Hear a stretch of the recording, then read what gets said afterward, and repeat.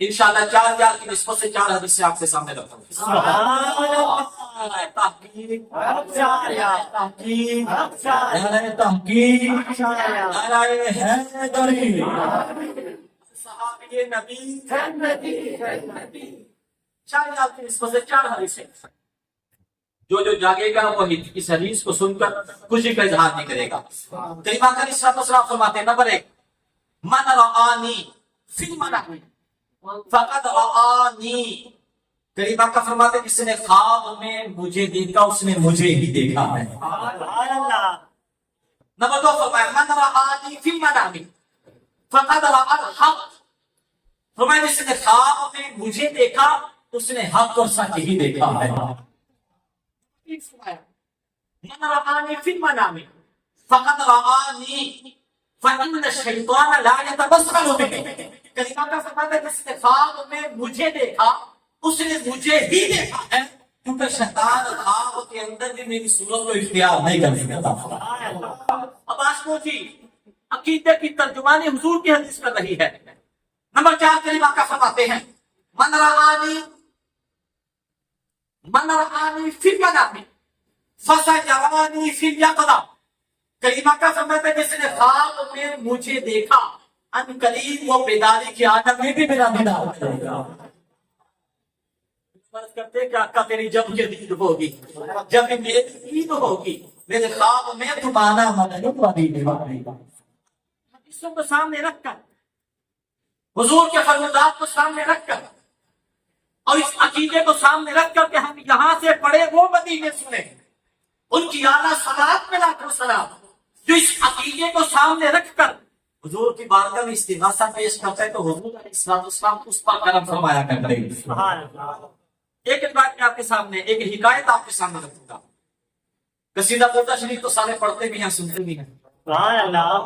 اس کے جو مصنف لکھنے والے قصیدہ بردہ شریف کو لکھنے والے امام موسیلی رحمۃ اللہ علیہ ہے. آپ بہت بڑے شاعر بھی تھے اور لوگوں کے شانوں میں بڑے قصیدے بھی لکھتے تھے. کلام پر ان کو بڑی دسترس تھی. نظم کی صورت میں بڑے اچھے کلام لوگوں کے شانوں میں لکھا کرتے تھے. مگر کیا ہوا بیمار ہوا بیمار ایسا ہوئے کہ فالج کا اٹیک ہوا اور 12-14 سال تک یہ کسی مرض میں مبتلا رہے. دنیا میں کوئی پوچھا نحال نہیں جن کی شانوں میں قصیدے لکھے کوئی بھی یاد کر فریاد رسی یا داد رسی کرنے والا نہیں تھا.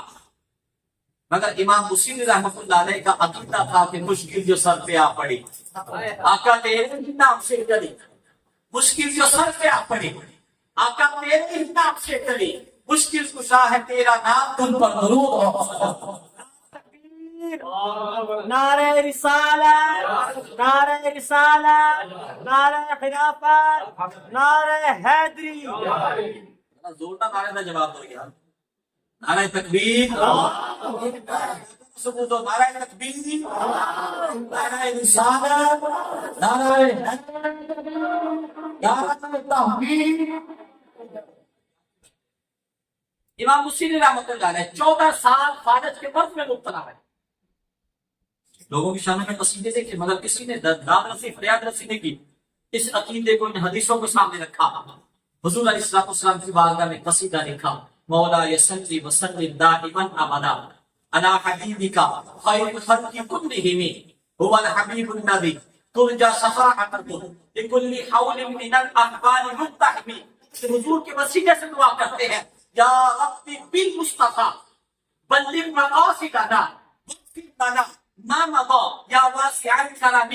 عقیدہ رکھا کہ حضور علیہ السلام کی بارگاہ میں استغاثہ پیش کریں گے تو حضور کرم کریں گے. اب قصیدہ لکھا. قصیدہ لکھنے کے بعد سو جاتے ہیں. جب سوئے تو اس پر جاگی حضور علیہ السلام نے خواب میں کرم فرمایا.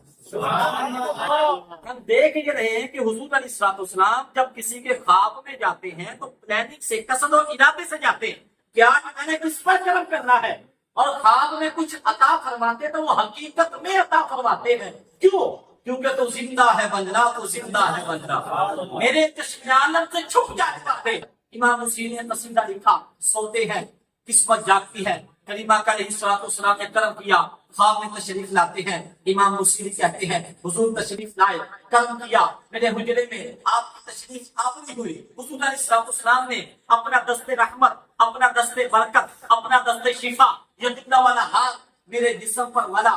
کہتے رب کعبہ کی قسم, وہ 14 سال کا فالج کا مرض تھا, حضور کا دست شفا لگنا تھا, رب نے شفا میں تبدیل کروا دیا, شفا مل گئی. کلمہ کا اسلام جب تشریف لے کر جانے لگے تو اپنی مبارک چادر مجھے عطا فرمائی. میں نے صرف قصیدہ تھا, مگر قصیدہ لکھنے پر حضور نے چادر, عربی میں چادر کو مردۃ کہا جاتا ہے, چادر عطا کی. پہلے صرف قصیدہ تھا, اب چادر والا قصیدہ ہو گیا. قصیدہ لکھا, اب چادر والا قصیدہ, قصیدہ مردہ. امام بصیری کہتے ہیں حضور علیہ السلام نے چادر عطا کی, شفا یاب کیا. توجہ میں سبھی کی رہوں گا.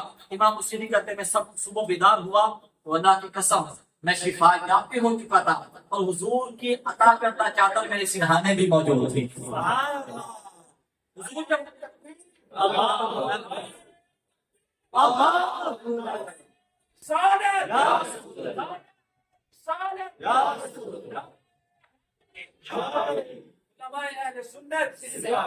شفایات ہوا چادر میں میں بیدار ہوا تو حضور کی عطا کرتا چادر میرے سرہانے تھی. کہتے میں 14 سال عمر جب حجرے سے نکلا تھا, توجہ میں سمجھے کی چاہوں دیکھوں گا کون کون جاگ رہا ہے. امام بصیری کہتے میں نکلا, محلے میں جا رہا تھا, کوئی آوازیں دے رہا تھا, بصیری باپ کہاں جاتا ہے. امام بصیری کہتے پیچھے مڑا دیکھا تو ایک بابا مجھے آوازیں دے رہا. میں نے دیکھا وہ بابا میرے محلے کا نہیں تھا, میں جانتا نہیں تھا اسے. میں پیچھے مڑا بابا کے پاس, میں نے کہا بابا کام کیا ہے, نام کیسے جانتا ہے, میں نے تجھے دیکھا ہی پہلی مرتبہ اور میں تو 12-14 سال کے بعد حجرے سے نکلا ہوں, کام کیا ہے, نام کیسے جانتا ہے. توجہ سبھی کی. بابے نے کوئی دوسری تیسری بات نہیں کہی. بابا ملا کیا کہتا ہے, بابا کہتا بصیری ارے رات والا قصیدہ تو سنا دے, رات والا قصیدہ تو سنا دے. امام بصیری پریشان, فرماتے بابا تجھے کیسے پتا کہ میں نے قصیدہ لکھا ہے. قصیدہ لکھا میں نے, لکھا اپنے آقا کے لیے, میں جانتا ہوں یا میرے آقا جانتے ہیں, ہمارے علاوہ کوئی نہیں جانتا. تو کیسے جانتا ہے کہ رات میں نے قصیدہ لکھا ہے. بابا بولتا ہے بصیری تجھے نہیں پتا کہ جب ایک حاکم اپنی رعایا کی طرف نکلتا ہے, جب ایک بادشاہ اپنی سلطنت کی طرف نکلتا ہے, تو جو بادشاہ کے خاص بندے ہوتے ہیں انہیں پہلے سے ہی خبر کر دی جاتی ہے. بصیری جب رات میری کنڈی پر کرم ہوا تھا تو اس علاقے کے تمام اولیاء, تمام باتیں, تمام مجذوبوں کو پہلے سے خبر کر دی گئی تھی کہ آج بصیری کی قسمت کا ستارہ چمکنے والا ہے. تو اس علاقے میں مجذوب تیری گلی میں سبانی پھٹ کے